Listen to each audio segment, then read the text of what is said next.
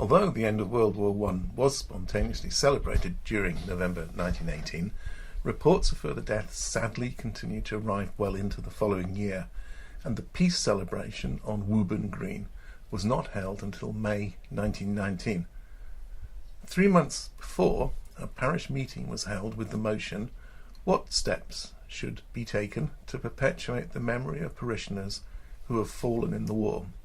And topically, the minutes noted that many newly enfranchised women attended the parish meeting for the first time. The meeting declined to join the High Wycombe and District Memorial Hospital scheme, favouring a more parochial monument, and evidently there was much discussion as to the nature of this, including a successful bid by, and I quote, the forceful Mrs. Radcliffe Crocker, to avoid a cross which reminds us so much of a churchyard. A proposal by Mrs. Lehman to erect a large block of rough granite, unpolished apart from the inscripted area, was carried unanimously. It was not until late 1948 that proposals were made to add the names of those who fell in World War II, and a final set of names was added in 1993 following research by local historians, whose work continues, with new names being recognised at this year's ceremony.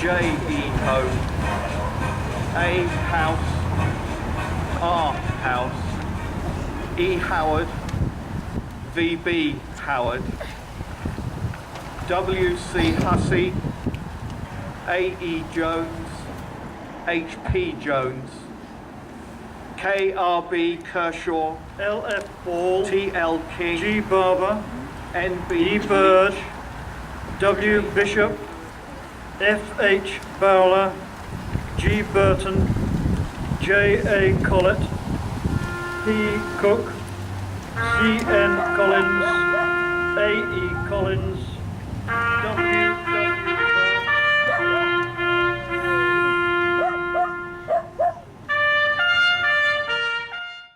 One of these local historians, John Dalton, explained that this ceremony is notable because it is the scouting and guiding groups alone that lead the parade, about 250 children in all, and without any adult groups.